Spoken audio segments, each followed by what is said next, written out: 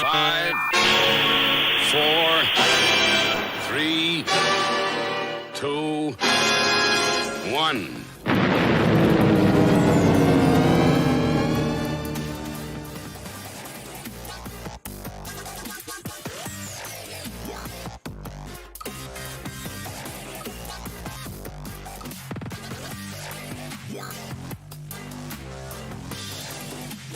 All right.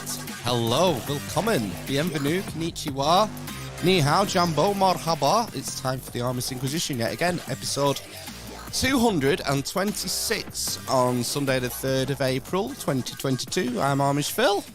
I'm Amish Ben. I'm Amish Matt. And we've got Laura, the Megalith hunter, with us. How are we doing, Laura? Hi, I'm great. Nice to meet you guys online. I mean, we talk, but you know what I mean, face to face. Yeah, it's like a hybrid, isn't it? This sort of new zooming technology.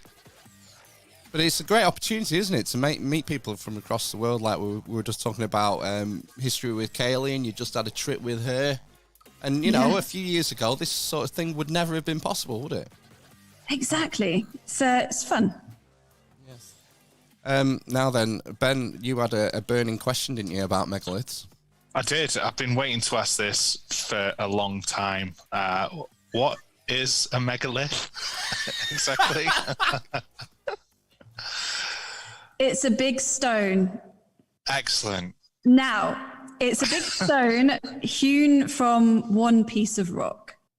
Okay, so it's not like a brick pillar where you've got lots of tiny rocks or tiny bricks and you've built up a structure from it. It's just one enormous stone hewn from one piece of rock, so usually weighing tons, that's been erected into a position artificially for a reason. I think that's the best way to say it. Yeah, that's an excellent. I'm sure the dictionaries have a better definition, but that's mine. That makes a lot of sense. So we're discounting anything that's, you know, just naturally massive. It's kind of landed in a funny position or anything. This is something that's been, you know, as you say, hewn, constructed, manufactured. Yeah, exactly. It's artificial, and there has to be a reason for it. Some of the megaliths belong to menhirs, which means it's just a single megalith, a big stick in the landscape. Others are part of stone rows, stone circles, structures that don't quite fall into any pattern but appear to have been placed for a purpose in the ancient past. And some are part of more sophisticated buildings like temples, like in Malta. The archaeologists still use the term temple in a conservative way because they don't actually know what was taking place there, but they assume it had a ritual nature. So megaliths were used in many different ways, and they mostly date to the Neolithic and some from the Bronze Age. But the largest and most sophisticated ones are late Neolithic, early Bronze Age. So there's kind of like this timeline of about 1,000 years where you find the most of them. Okay. Is there a lower limit where a megalith becomes a microlith? I don't know what it will be.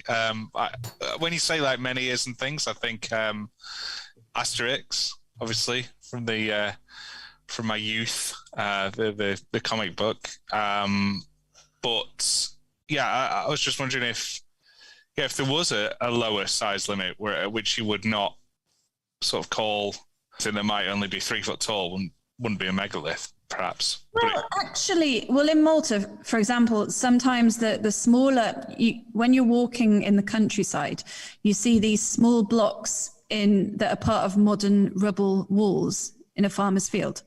They're maybe only a few foot high, and they are still referred to in the literature as protected megaliths. Right. Because they still believe that at some point they belong to a megalithic structure and that they're from an ancient period and that they probably were a lot larger at the time, or if not larger, they still would have needed some kind of effort to hew them from the rock, lift them, carry them, take them to build this structure. So and with a purpose. I've never read any kind of parameters from archaeologists or academic researchers but they usually class quite a wide range of rocks as megalith if they date that period, and they look like that's the type of structure they belong to. I was wondering if, because obviously there were no gift shops around these megaliths in those days, but if there was well, we don't, and if there was an important, big stone that people gathered round to do whatever they wanted to do, I was wondering if there was a sort of production in creating little sort of souvenirs, or you get a scale one for your back garden, or whatever piece of land you have back in the day. Well, scale ones I don't know about, but I do know they have small figurines which are replicas of temples, but they're very small. They look like they were some sort of figurine that was either designed as a toy or an ornament, or used as a sort of architectural tool to map out how it was going to look when it was finished, or something like that. I mean, no one's really sure, but there's a bunch of theories on it. But they're really small. Yeah, you would imagine that the architects who built these ancient temples would have done some sort of scale model first. They wouldn't have just gone straight ahead trying to lift up 30-ton boulders. They must have planned things pretty seriously. Exactly. And obviously we don't have any written language from that period. And we don't know if they were writing, it would have been on something that's now decomposed. So, yeah, they maybe made wooden models. We just don't know. Now, going back to yourself, the megalith hunter, what is your origin story? Because every superhero needs an origin story. Oh, it's a good one. Well, I think it's good anyway. So during I'm not going to mention it. I'm not going to give it a name. I'm not going to put energy over there. But during the weird period that we've just been through, that difficult, awful time, we were in lockdown here. So I normally traveled quite a lot with work. I was in conferencing and advertising over the course of my business career in the past 20 years. And I usually would have a few business trips, and then I'd also have a lot of family things in the UK, like weddings. And everything was cancelled. Everything came to a grinding halt. And I said, right, so we're going to staycation in Malta. And there's the small island of Gozo. So we'll just plan a few trips there, and we'll plan them quickly before everybody jumps on the staycation bandwagon and all the prices go up. So my brother lives here as well. He is a Maltese partner. And we booked a bunch of trips to this farmhouse in Gozo. And I said, what am I going to do when I'm there? I mean, I love reading books, and I like hiking. But in terms of history and archaeological sites and the things I really enjoy visiting in different countries, I can't really do any of that because I've seen everything so many times. And then I realized you could find all these archives online of old museum reports where they talk about sites they had found that they've lost, or sites that are really not known, like there'll be some map reference from the 1940s, but nobody's actually been to it and put an updated GPS location since then. So I decided to make it my mission to find these places whenever I was on my little holidays. And so I started doing all these staycations where I became the megalith hunter. I'm climbing over bushes, I'm traipsing through fields. I can't find things for hours in the boiling heat. Then sometimes I find something that it's not what I was looking for. It's a different megalith. And I started writing it all down. And then I thought, I'd not really done Instagram before. And I thought I'll just post some pictures because I'm not a good photographer. I mean, I've got no training in it. I just started taking some pictures of my phone, and then people really liked it and started asking me questions about each place I went. So then I got a proper camera and started learning how to do it properly. And then I got a bit more active with my Instagram feed. And then I turned it into a bit of a thing. and then I started a website, and then I started a YouTube channel. And yeah, now I lost my job. So then I stopped working properly. And then I got into writing. And I said, well, if I'm going to do writing, I'll do it for history magazines. So it kind of ties in. So I've been doing quite a bit of writing since then, because it's very difficult to monetize Megalith Hunter as a brand. And then I just started filming and doing the photography stuff on the side to see how it went. And it's going all right. But it was completely by accident. And I got a lot of sunburn and scratches traipsing through all these fields trying to find things. that are on these old maps and old archive documents. But I had my fun.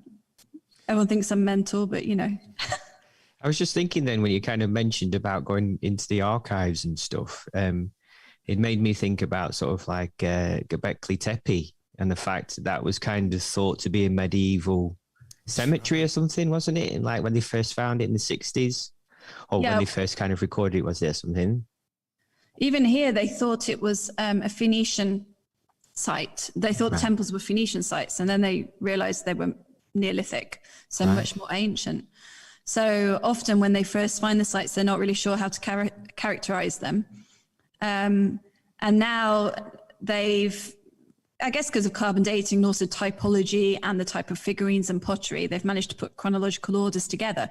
And now there's quite a strange mystery, because in Turkey, you have some of these super ancient megalithic sites going back to before 9,600 BCE. And then the next ones to appear in Europe, I think, are kind of West France and Ireland and Scotland in 4,500 BC. So what was happening those thousands of years in between? And then you get the Maltese ones. So there's a lot of question marks. And that's also the reason I got into it. It wasn't just because I was lost and looking for it. The whole reason that I liked megaliths in the first place as a hobby, since I was like 15, was because of the whole lost civilization narrative. Mm-hmm. I was always fascinated by anything mysterious. Since I was 15, I was reading everything I could about ancient civilizations, secret societies, symbology, hieroglyphics, all of it. So it was always a kind of a hobby for me. Wow, you'd really like our podcast. Sorry. Sorry, carry on.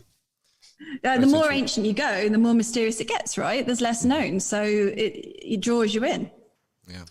So I was always drawn in, but it was always a hobby. I just read lots of books. And then I actually did a master's in Malta Mediterranean studies a few years ago, more for interest than anything else. And it taught me about methodology, because I haven't studied for many years. And I realized how you can access information so much more easily these days. In the old days, you go into university and you're going through the indexes in the library, and now they have everything online. So since I became the megalith hunter, I've realized how easy it is to research academic papers, peer-reviewed journals, and I'm delving deep now. So rather than just reading books on it, which vary in terms of their intensity and quality of research, I can just do my own. I can go and look at the peer-reviewed journals, look at the radiocarbon dating, see if there's any anomalies, see if the archaeologists see there's a gap in the record there. And then I come to it with a place of like, okay, there is an actual real mystery here. What I don't do is get too woo-woo about it, because I try to stay focused on let's look at the facts and then find a gap within that narrative where we can speculate. And then it's fun to speculate. Why not? We're independent researchers. We can do what we want. But what I try not to do is speculate without reading the research in the first place, because one of the things that kind of annoys me a little bit is I did a video recently on long-headed skulls, because of course they're all over the world, but the ones here are not.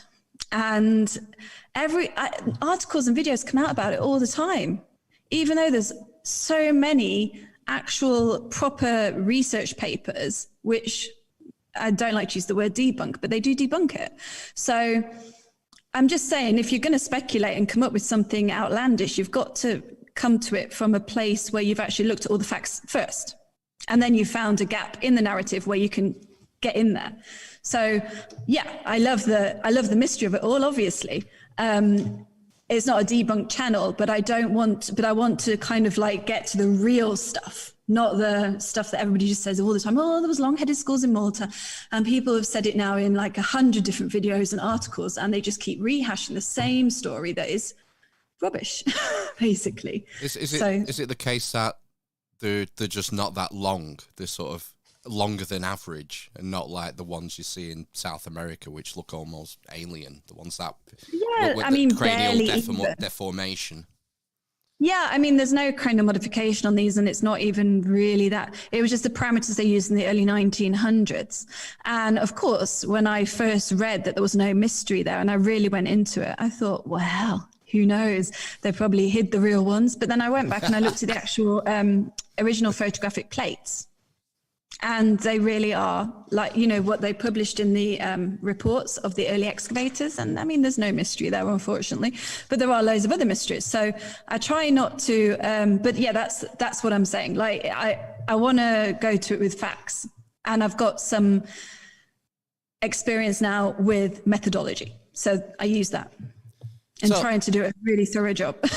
So how far back does this evidence of human habitation go on the island of Malta? So here it's 8,000 BC, sorry, 8,000 years ago, so 6,000 BC. And that's not megalithic, that's early farmers. Then it appears they left the island for about 800 to 1,000 years. The islands were empty.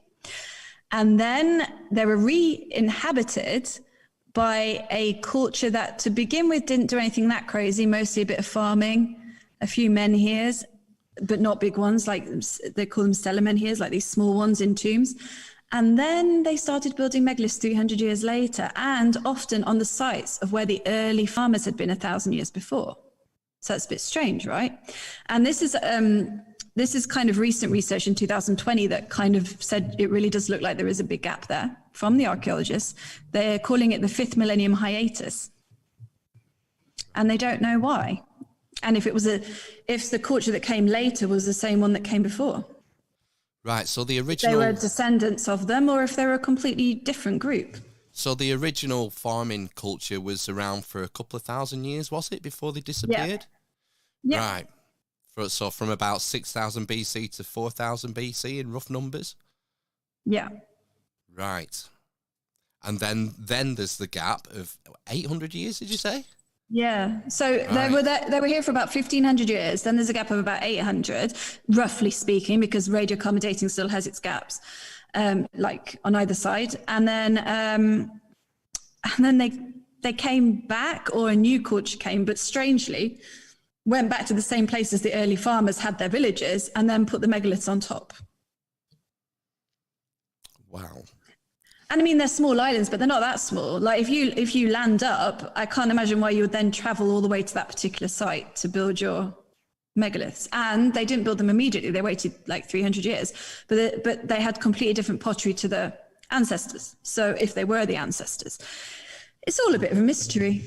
Like I always say, everyone says on Twitter, oh, you always say mystery. Well, because it is. I don't have many words that I can use as an alternative to mystery. Just thinking, when this... Sorry, Matt.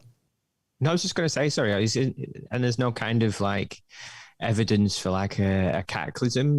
I think I was watching one of your videos and you mentioned something about an ash layer. Is that does that correlate with it at all, or? Much earlier, I think. Is it? Yeah. That's between the deer layer. Right. And the early human inhabitants of the cave. So it looks like a big volcano happened in the Mediterranean. It left quite a significant marker in Malta, but it was before the inhabitants arrived. Okay. Wow. Right. Now, just thinking back to when the after the 800-year gap, when the megalith builders arrive. Now, this is still pre-writing, isn't it? And pre-dynastic Egypt and pre-Sumer. So they're still Stone Age then. They don't have any metallurgy, the megalith builders. No. And after the megalith builders left, there was a gap of about, I think it's a few hundred years, and then the Bronze Age cultures moved in. Before that, there was no metallurgy. So that would be Phoenicians, would it, moving in? No, Bronze Age. So there was several phases of Bronze Age culture called Tarshian Cemetery and Bahria, and then you get the Phoenicians closer to the classical period. Oh, right. Got you. And the Phoenicians had a written language, which the Bronze Age didn't. I know the Bronze Age did in some places, but they didn't here. Right, really? Because, I mean, like we know from talking with Eric Klein and various others that the Mediterranean world was pretty well connected. It's strange, the Bronze isn't it? Age. Yeah. And like Malta's in a pretty handy place. It's very strategically important. It certainly was for like the Carthaginians and the Romans and whatnot. So it's strange that there wouldn't be. So sort of maybe the island was just too small, or maybe it didn't have the resources that would create like a state like we had in the rest of the Bronze Age Mediterranean world, why it would be overlooked. That seems odd. Yeah, and I mean the Bronze Age here, it was, I guess, similar to parts of Italy, just rural, pastoralist kind of lifestyle. They left their pottery. They did cremations instead of inhumations, which was also common in Italy, I think, at that time. Right. And they didn't build any kind of monuments, really. Some walls as defensive walls around their villages, but there was nothing so sophisticated about the Bronze Age cultures that were here compared to, Bronze Age Egypt or even Sardinia. But Sardinia didn't have a written language either, but it did have much more sophisticated monuments. And it seemed to have like these kind of each of the monuments that they had there was surrounded by villages that were very significant. There's still loads of remains. So they must have had a sort of semi-organized, not city-states, but kind of village states, if you get what I mean. Yeah, probably similar to Italy again at that period. So it's very strange. So Sardinia was doing pretty good. Lots of places in the Mediterranean were doing pretty good. But Italy, Sicily, which is obviously part of Italy, and Malta were just kind of quite rural. And I do find it strange because they were at such close proximity to other more sophisticated Bronze Age cultures. And at the same time, from what I understand, travel was a lot easier then. They understood navigation. In the Neolithic, it's still a bit of a question mark as to how they were traveling around. But in the Bronze Age, the experts know that they were doing a lot of travel. They know there was a lot of trade. So I don't know. Yeah, they're getting tin from the UK. Yeah. So. And I read something recently, and I put a news bulletin about this. There was a lot of trade between Sardinia and Cyprus. Well, I mean, it had to pass Malta somehow. No, I don't know. I mean, I'm not a navigation expert, but sometimes these things just don't make sense, right? Yeah. Yeah, you think one of the bigger empires would have come in and sort of taken over, or, made it a vassal state or a client kingdom or whatnot. But maybe they got there and it was just like you said, just rural farmers. There wasn't really anything like gold or tin or something else useful. And they pretty much, other than maybe livestock, there was nothing that they wanted to trade. So they just left them alone. Yeah, just left them to it. But it's strange because even if you leave them to it, you would think, I don't know, they might land up on the shores once in a while and leave a bit of overseas pottery behind. I mean, the problem is that I'm not an expert on the Bronze Age. I'm not an expert at all. I do read a lot, but it's difficult to know everything. And yeah, they probably have. I know that they did find a Mycenaean object. So from Bronze Age Greece, they did find an object in an area called Borj Nadur in the south, which was a temple, which was then reused in the Bronze Age as a village. So there's probably a little bit of trade going on, and they might have used it as a safe harbor once in a while, but it just doesn't seem that it was ever really much on the map at the time. I was just wondering, just thinking about that then, is Malta in general, is there any kind of kind of ore or evidence of mining or anything like that at all? There's no resources like that. No. So it's probably another reason not to kind of get involved then, I guess, isn't it? Not worth the effort. Yeah. Well, maybe, yeah. Yeah, no, yeah. I think I'm being quite serious. Just going back to the first farmers who disappeared before the gap. Is there any... Do you think it's possible that it could be similar to an Easter Island type thing, that because the island's quite small, that maybe they somehow lost their ability to manage the land and just run out of resources and had to abandon ship sort of thing? I don't know about the 5th millennium hiatus. The 3rd millennium hiatus, when the megalith builders left, the archaeologists have done a bit of work on that, and they do find examples of, evidence for environmental degradation. And and some climate change. So it's possible that there was a climate anomaly in the Mediterranean at the time anyway as well. So it's possible there was drought combined with overuse of resources, combined with general environmental degradation that caused the megalith builders to leave, but no one knows where they went because their culture never appeared anywhere else. It was very unique and indigenous to this islands. But the 5th millennium hiatus, no, there doesn't seem to be, from what the archaeologists have looked into, there doesn't seem to be a reason for it. No, I'm just wondering if maybe another option could be plague or disease. Maybe that would be. I'm just trying to think of ways. Yeah, it could be. They even think that plague and disease did also impact things later on. There could have been there might not have been just one specific reason why the megalith builders left, and that could apply also to the farmers. But no one really knows exactly why. And then why they came back and took over the same sites. That is puzzling me. Why the megalith builders would go to exactly the same places. Is it not but I suppose if did they continue to use the same places for farming, or was it that they built the megalith structures over the old villages, did you say? Or did they actually continue agriculture?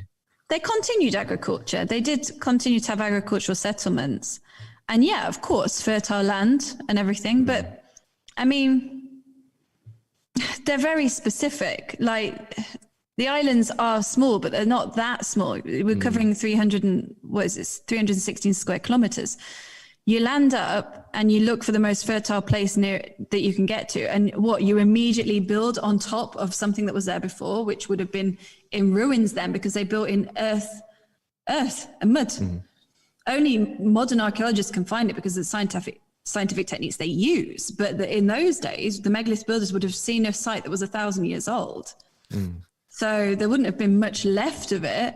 And it just seems a real coincidence. Like, why not a little bit further down the valley where there's some other fertile land or something like that? Why that specific village, which was just small, size of my dining room? Why that? Who knows how much the area changed in that 1,000 years? What might have been the most ideal places at one point, 1,000 years later, things can change wildly. That there's nothing to there's no need to assume that those same places would have been the most easily to adapt to. Were most of the settlements near the shore? No. Well, the ones where they found the early farming and then re-inhabited later are not really. No, they're not near the shore. Because that's what we think of, don't we? With islands and civilization centres, we tend to stick close to the sea or large rivers, don't we? Yeah, but here it seems to be more the valleys had the fertile land. Right. But then also, the strange thing about the megalith builders is there isn't much evidence for them having eaten seafood. And some of their temples were near the sea, some were on cliff edges. There were many. It seems there could have been even 100. So I think the records show evidence found in modern times of at least 60. So imagine how many there were originally. But they didn't bother with seafood, which is also weird because they're right by the sea, and surely that's one of the easiest resources to get hold of. Yeah, that makes no sense. Why they would have had to ship animals over, and foraging wouldn't have been so great back then. It was wetter, but it's still a fairly dry, barren landscape. So, what sort of animals did they have then for farming, and what were sort of indigenous at that time?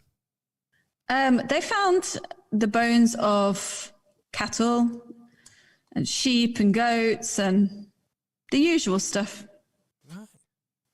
But the experts reckon they took them from Sicily or southern Italy with them on a boat because they don't think they were just here. They found them here. They only seem to, the bones appear when the earliest inhabitants appear. So they made an effort to move here from much more fertile lands and then re-inhabit places of the ancestors. don't know. Strange, That's isn't bizarre, it? isn't Because it? the megalith builders and the early farmers, they all had similar type of animal that they're exploiting for food, and then they were foraging as well. So, I mean, it's strange, isn't it?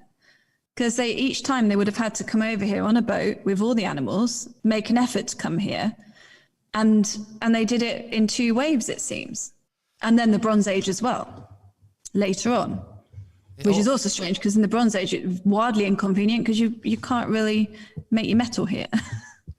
No, because you don't You have to import everything. Right, because you don't have copper and tin naturally on the island. So they wouldn't have been able to fabricate their own bronze. It sounds to me like they didn't have a choice. Maybe they were forced out. Maybe. And the early Neolithic farmers, fair enough, they got on a boat. They ended up somewhere probably not as fertile as their homeland and thought, well, we're here now. And it took us about 5 weeks to get here, so we'll stay. But the later ones, who had all these sophisticated construction techniques, it seems like a strange choice to make. So I don't know. It really opens my mind to other possibilities, obviously, and that's why I do this, because I enjoy looking into that. What are your speculating favorite? And looking at what could their reasons have been? Was there something much bigger than survival that was important to them? And archaeologists often just put everything down to ritual, which is fair enough. If it can't be explained, it probably is that, but it's a ritual that we don't really know what it was now, like we don't know what they were doing. But I do wonder that. I do think what was so important to them? Was there something to do with the ancestors or something to do with the stories they told each other? Or were they looking for a land that they didn't find and this was kind of on the way? What were they looking for when they set sail and ended up having these small farming villages here and then later on this megalithic constructions? There must have been a reason. And you think maybe there could be theological reasons behind that? Well, maybe. So, I don't know if you can call it theological, but something more than survival. Something was important to them. Maybe ancestor worship. They're going back to look for where they believe their ancestors came from. If their ancestors emigrated to wherever they were living, they're looking for where they came from, and then maybe didn't find it because there's no inhabitants earlier than 8,000 years ago here. Where's the is the closest island other than Gozo? Is it Sicily then? To Malta? Yeah. And Sicily doesn't really have megaliths.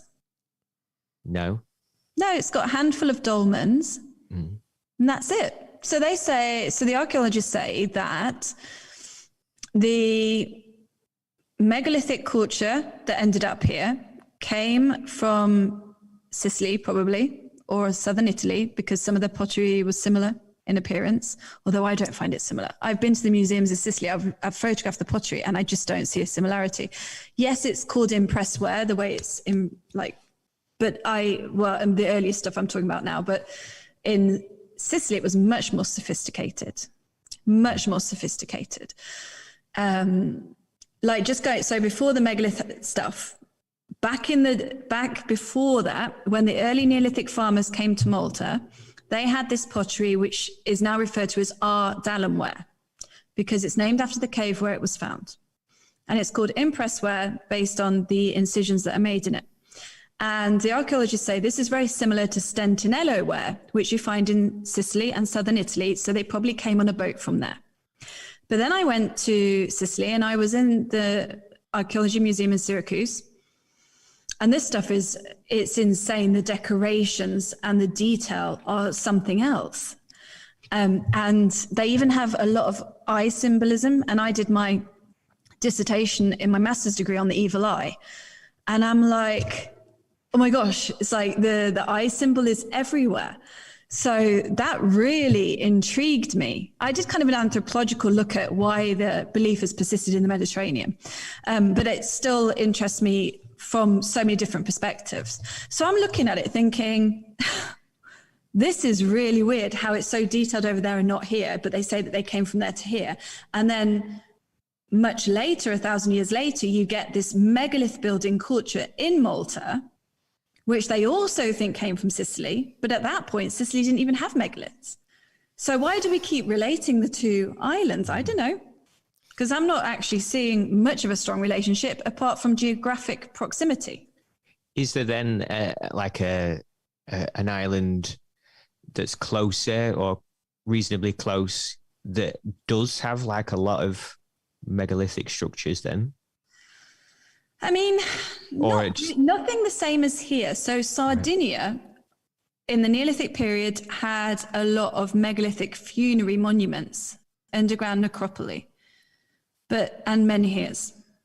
But nothing that you would say was a temple or a hypogeum or kind of like a sanctuary of the living.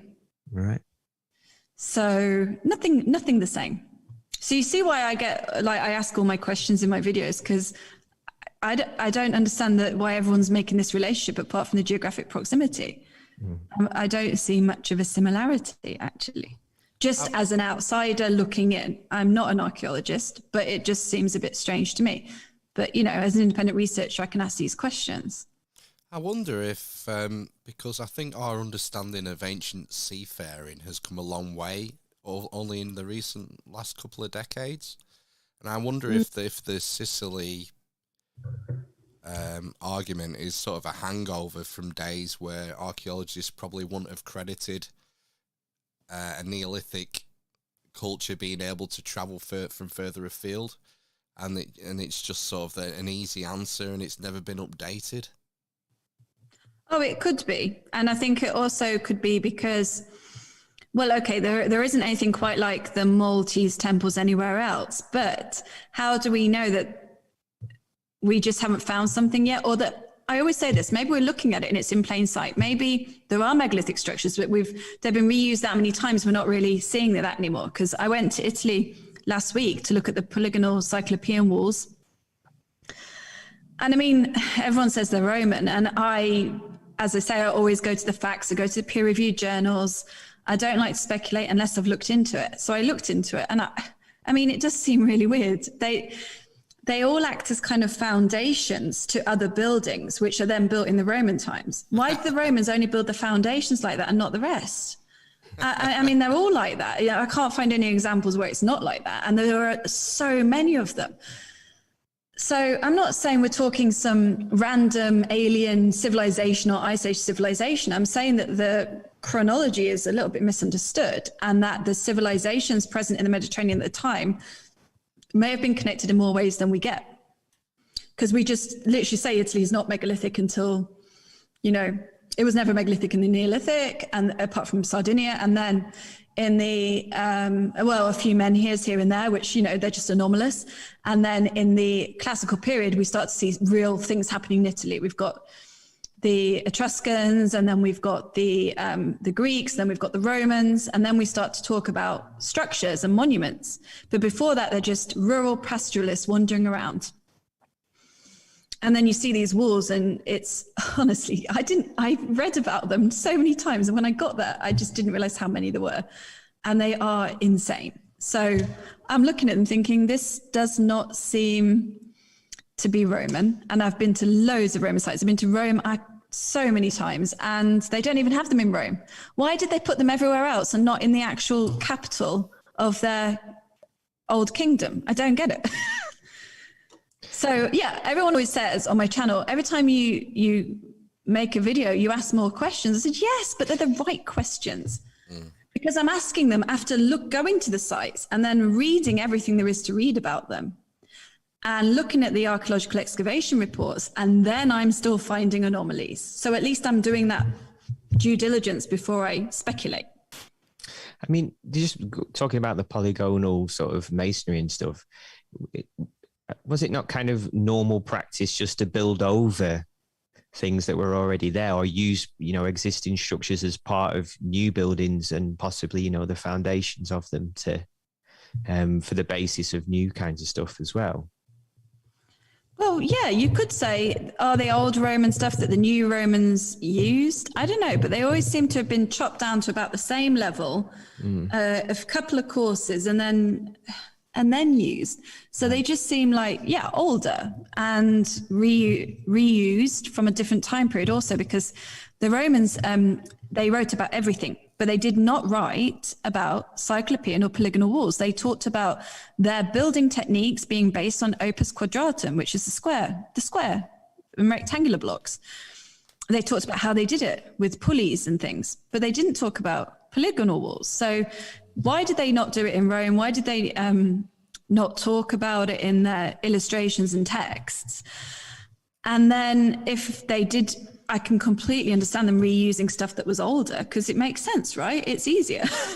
Especially if it's as solid as a Cyclopean wall, you're going to reuse it. Why make life difficult? You might even build certain things because that structure's there, and it saves you starting from the beginning. But that's how it looks to me. I didn't realize until I went there where I just read about Cyclopean walls, and then I got there and saw that they all act as kind of foundations to later structures, all of them. But the historical record or mainstream archaeology claims that it's all Roman. Yeah. Potentially, some experts will give it a kind of Etruscan origin. Right. But even that doesn't really fit. It's like not a great deal of difference between the Etruscans and the Romans, is there? No, like 50 years. No, I mean, they're talking late Etruscan as well, not the earliest period. So it doesn't quite make sense. So now I'm obsessed with that. That's my new obsession. I mean, I started because I was doing this stuff in Malta because I was bored on my staycations.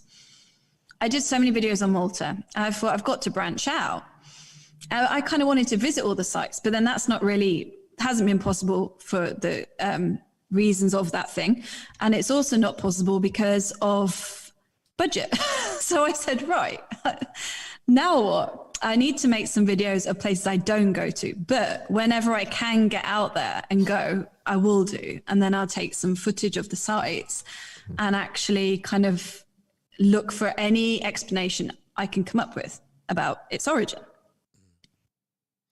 One of the Roman sites that's near the top of my bucket list is the Trilothon at Balbeck, which is a Roman, not Roman site.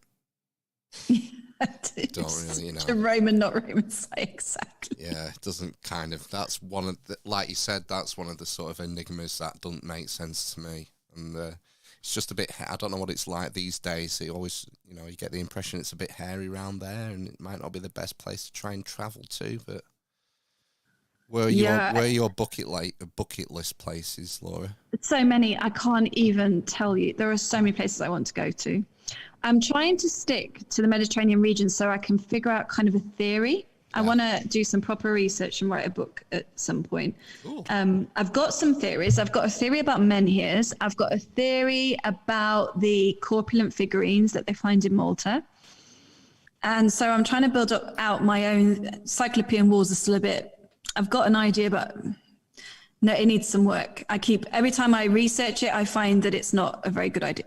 So I'm trying to build out my own ideas about the ancients, which are not going to be like, it's not the Holy Grail. I'm not going to solve all the mysteries, but I'm trying to come up with some ideas that I can at least put into a book form. And so for that reason, I'm trying to concentrate on where the travel is easy, cheap, and local for all those reasons. And then just because it makes sense to, because I find that a lot of people spread themselves very thin. They'll be in Central America, they'll be in Cambodia. And I think if you take sort of microcosm and you analyze it, you might be able to then apply that to the macrocosm without, spending a fortune and hiking through jungles. I want to do those places more as a tourist, but for my research, I'm trying to focus it on certain areas. Yeah. We've not even talked about any of the sort of unique sites of Malta yet. So many. The two that I've heard of are the Hypogeum and is it Gigantia? Mm-hmm. Gigantia, yeah. Where do you want to tell us about one of them, where they fit in with the timeline and what's sort of unique about them? Yeah, sure. So the Hypogeum, so in Malta you have a bunch of overground temples. Let's just call them temples. That's kind of how they're referred to.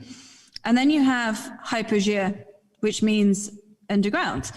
And the House Affliani Hypogeum, which is a UNESCO World Heritage Site, is on 3 levels underground. So it's sounding pretty boring at the minute. You're just thinking your standard necropolis, except it doesn't appear to have been used for purposeful primary burials. It's on 3 levels. On the lowest level, nothing was found. On the next 2 levels, it was filled with soil with loads of disarticulated bones. So the experts think that there were burials that were made elsewhere, and then they were just kind of dumped there later. And then within it, there's lots of features. There's decorations on the ceilings. There's carvings and trilithons, just like you get in the megalithic temples overground. So it looks like a mini temple underground in terms of how it's decorated and carved. Like they purposefully tried to imitate that. And it's also Neolithic. It dates to 3,300 BCE. I was just going to say as well, sorry to cut you off then. Do you want to carry on? That's all right.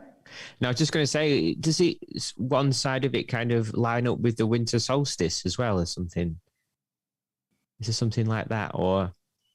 Potentially. Now it's all underground, but there is a theory that there was a Trilothon megalithic entrance on the surface originally, which had been destroyed when houses were built there in the late 1800s. And that may have had an alignment, like some of the temples do. Right, so was this all sort of dug out of the bedrock then, rather than... Is that the idea? Yeah, it was dug out of the bedrock. They might have exploited some natural caves because it's a limestone island. Give them a head There's start. a lot of natural caves. But it looks like it. And then it's where you get the sleeping lady. So there's this figurine called the Sleeping Lady, which is a corpulent figurine lying on her side on a couch, asleep. And the idea is, if this was a funerary complex, then maybe she was dead. But no one really thinks that because the way she was, her arm was resting and things like that. Other people think that she was in a trance state or was some sort of oracle, like when you go to the Oracle of Delphi in later classical period, and she tells you the future and stuff. So no one really understands what she was there for, but they think it was something relevant, like a priestess telling prophecies or something. Was she getting high on her own supply, like the Oracle at Delphi? Well, there's no gases here, right? Like there is at the Oracle of Delphi. So would have had to be, I guess, plant-based, I guess. I don't know.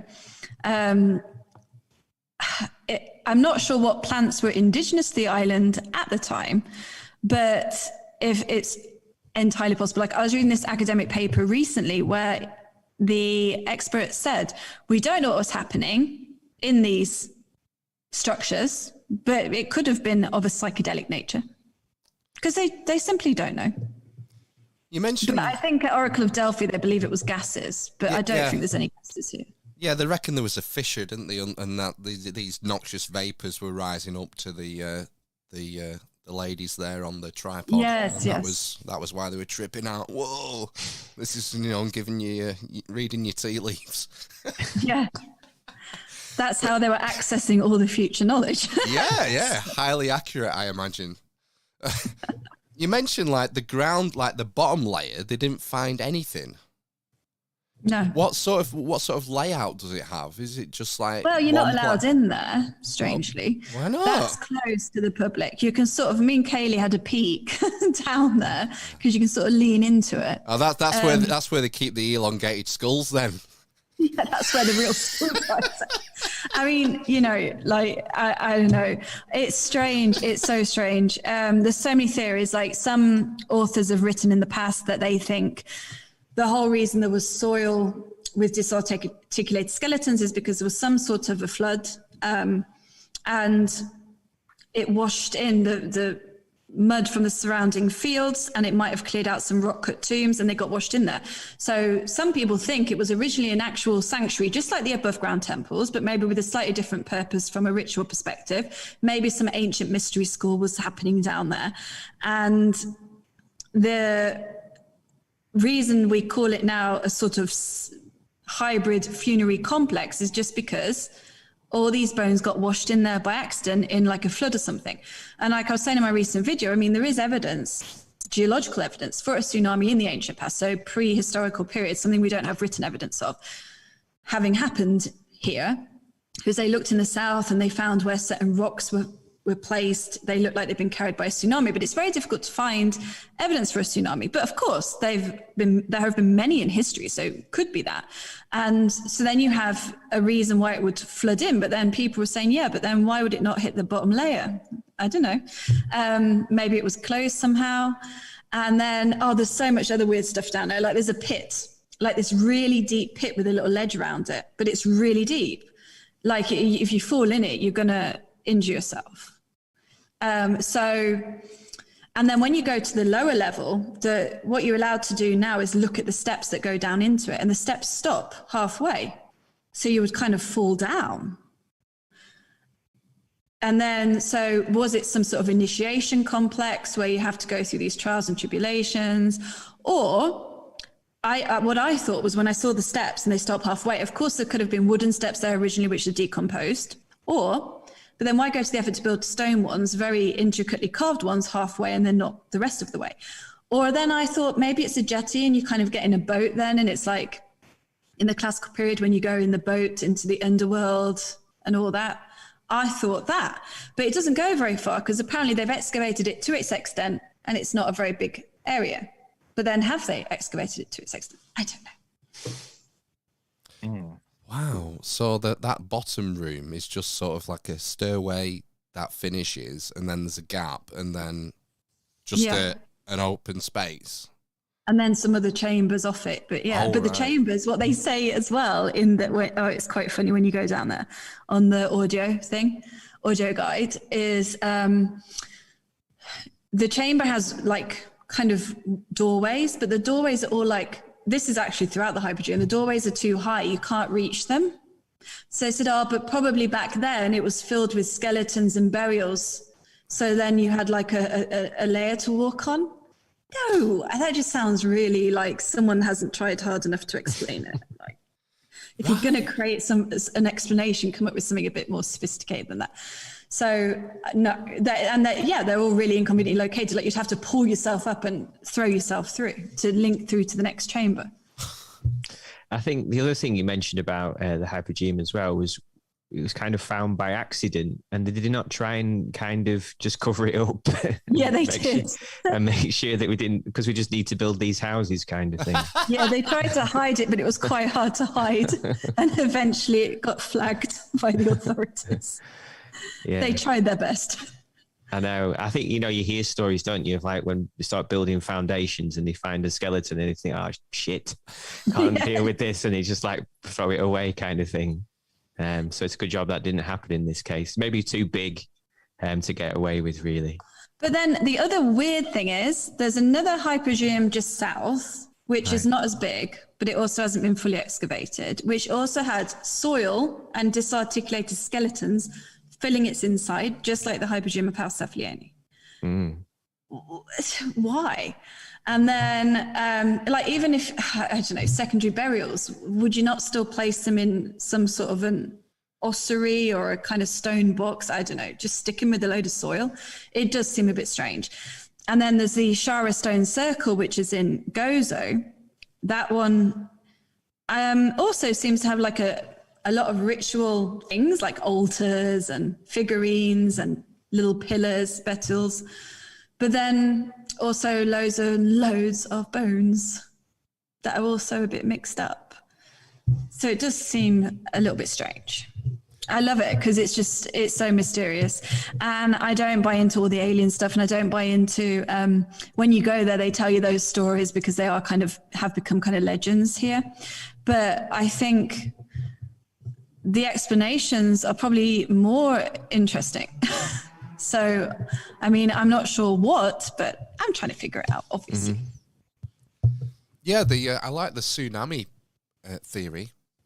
The way you, because I was watching your video on the elongated skulls, and you went into quite a bit of detail about how you went back to the original excavators sort of publications about the bones that they found, and there was just like bits of here, bits of someone here, and bits there, and animal bones mixed in, and it's like mixed into the skulls. Yeah, it's mental. You think this isn't burial. This is accidental. It sounds like to me, and I think another possible option is it. I don't see necessarily why it would have to be like a huge tsunami. I think it could be very much local flooding if it happens to go through a local burial site and just drags the stuff in there. And is it like a sinkhole? Like geographically, is it where places water would find its sort of lowest?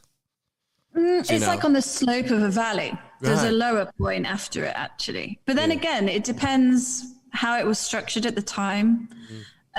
What other monuments were in the area? I don't know. I guess, the tsunami theory doesn't really fit, but like geologically looking, because it's not the lowest point.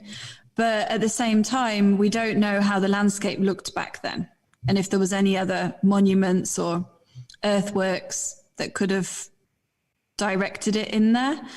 And I also you see tsunami, it doesn't have to be a tsunami, that you get torrential flooding, but then if there was torrential flooding constantly after it fell out of use, you would see layers growing. This just seems like how they say in the excavation reports is it looks like a wholesale dumping in one go.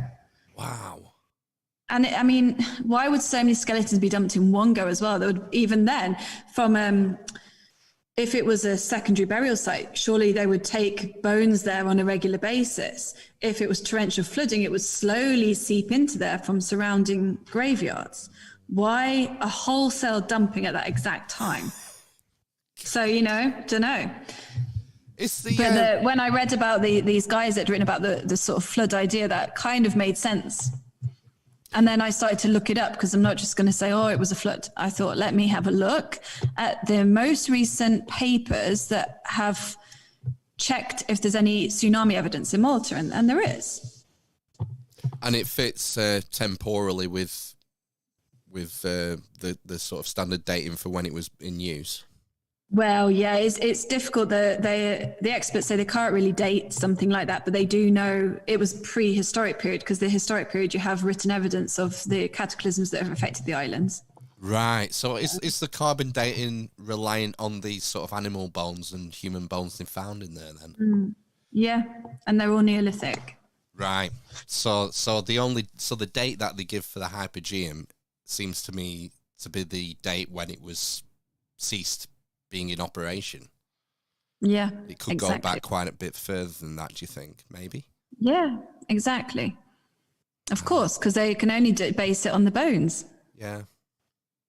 And you mentioned art in there as well. What's the artwork like? There's like a plate. So on the walls, there's like spirals, a checkerboard, or in red. It's all in red ochre. So mostly, just spirals and sort of deviations of a spiral, and the checkerboard. There's a couple of those, but it's very detailed. Right. Have you really pretty stuff?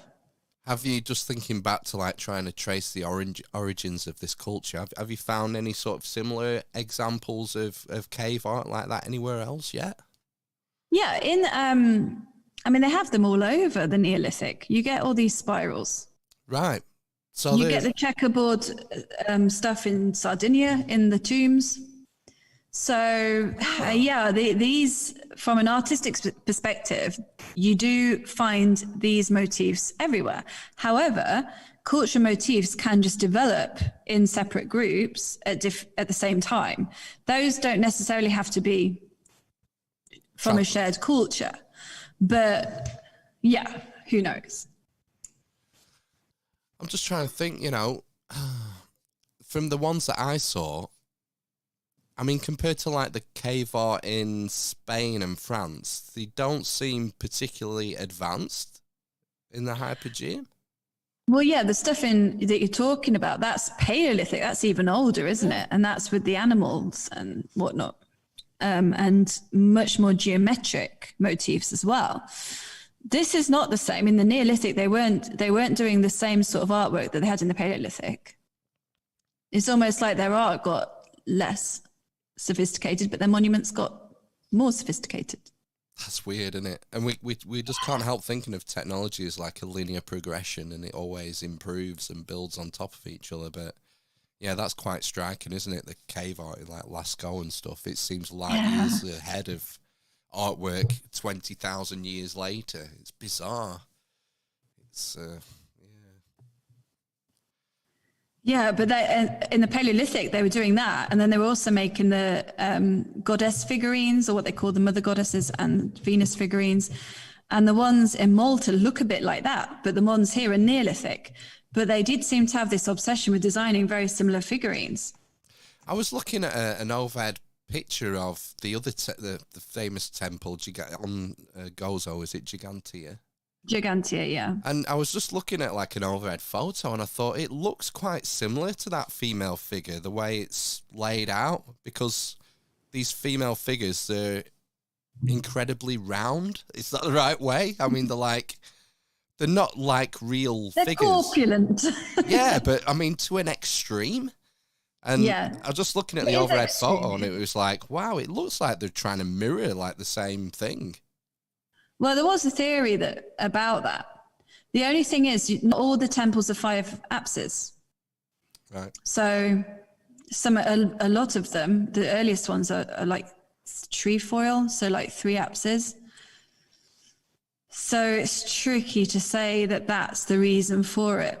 The corpulent figurines are a whole nother thing. I did a video on that because they don't have, they're corpulent in many ways, but then it's not clear if they're male or female.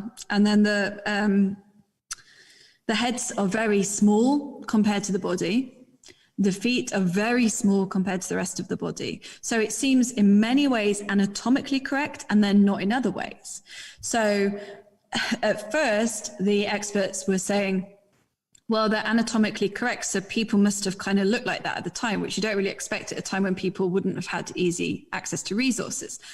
But then at the same time, they're saying, but then they can't be. They must be mythical figures because a lot of it isn't anatomically correct. So that's a whole nother thing. And some of them seem to be wearing like these wigs that look kind of Egyptian, and others are not. And if you look at some of the early excavation reports, they say, oh, they were wearing Egyptian wigs. They call them Egyptian wigs. And are they made out of stone as well? Or did they have pottery ones as well? They're mostly stone. Then there's some terracotta and some clay and an alabaster figurine. I think there's very few alabaster figurines. Yeah, this is another sort of common trope, isn't it? The sort of mother goddess thing that we see throughout some of the ancient world, or the prehistoric world, I guess, to be more accurate. Yeah, I mean, I'm not convinced they're fertility things. I don't know. I just don't buy it somehow, and I don't know why I don't. I think there's more to it. What do you think? Have you any ideas? Yeah, I have, but I'm working on a theory, so I'm not going to say it here because I need to like. It needs work. I cannot articulate it properly at this point. I'll just be like, I mean, but I've come up with an idea. It's kind of natural, isn't it, that we tend to tie everything to agriculture with this period of time, and we think that these people were so helpless and they were so dependent on agriculture and being able to trace the stars, and it seems an easy tie-in, doesn't it, to just like you say, tie it to fertility and agriculture and knowing when to sow crops, and because that's all these people had. They'd no other sort of culture, no other dreams or ambitions or trade networks or anything else. It's kind of patronizing, I think, the whole, oh, it's a temple, it's a burial ground, oh, it's a fertility goddess, you know. I think we're in danger of doing a disservice to him. How much do you need to do for your fertility stuff as well? Like, I mean, really, the amount of resources they had to have invested to build the monuments. So yes, they might have been calendrical, and those calendars might have been helpful for fertility and understanding agriculture. But the way that we look at it like a cult, like a fertility cult, that literally every single thing these people did at the expense of their own resource, like it doesn't make sense, because from a cost benefit analysis, you're investing everything into monuments and you're almost exhausting yourself to do that, to make sure your crops work. Why? I mean, cost benefit analysis, it seems a bit silly. At some point you would eventually realize that that's not the best way to do it, surely. But yeah, maybe I'm just lazy. I was like, if I would just be sat around my campfire and chilling, like send people out, do a bit of foraging. So I do question a lot of these narratives, and the more that you get into it, because I'm in Malta and because I didn't travel for a couple of years, I was looking at every small thing here. So it got me reading so much, and even just reading about the statues was not straightforward. They're anatomically correct, then they're not anatomically correct. They have a weird thing where the toes are really pointy, which they don't really understand. Like, were they artificially binded? Were these priestesses? Were they goddesses? Were they male? Were they female? Were they androgynous? Did they represent the real people or the leaders? Why were the leaders so obsessed with obesity? Like, it just ends up, well, I start going to try and solve one thing and I ask myself another 20 questions while I'm at it. But I do like it though, because when you go through guidebooks and you go through regular YouTube channels that people outside of Malta have written about Malta, they never really go this deep. So I like to really go deep and find all of these small facts. That's great. I'm glad you're doing it because, you know, in this period of history, I think Malta gets overlooked. People focus on Egypt and the Fertile Crescent and all these I'm not other going to do areas. Egypt, I don't think, because there's just 100 YouTube channels just on that. Yeah. I mean, I'm sure I can delve deep and find my own ideas and things, but you just get lost in the crowd. Yeah. And to some extent, you know, you want to contribute a bit to the educational field that people are not talking about. And also, you want to do things where the information is fairly accessible. A lot of stuff is digitized on Italy and Malta. And even Turkey. I've been looking a lot at the papers on Anatolia and the ancient history there, and it's really good. There's a lot of good stuff coming out of there. Cool. So, I mean, we've gone over an hour already, Laura. What have you got coming up? What are you planning for the rest of 2022? Well, I want to do some more trips, obviously, but I haven't booked anything yet because I've got, you know, trips to the UK, weddings coming up. Maybe when I'm in the UK, I might hit up some stone circles. So the thing is, when I was living at home, I didn't really photograph or video anything because I was a terrible photographer. So I don't have footage. So now it would be nice to actually go and get some footage now that I'm doing this project and see maybe how that ties in. Because in Scotland, it is quite interesting too, because the stuff there is really ancient, and even Skara Brae. So here you have an altar in Gigantea, and it's an altar. They call it an altar. And then it looks exactly like the dresser in the Skara Brae house. Wow. And I'm like, why do we call that a dresser? And they were contemporary. While the Maltese were doing whatever they were doing in their temples here, in Skara Brae in Scotland, they were doing whatever they were doing there. So I do think that's also a bit anomalous and strange. So I want to kind of but I won't have much time to tour when I come. So I'll probably just do a few key sites. And then some more Mediterranean travel, I think. Cool. Well, I think we should wrap up.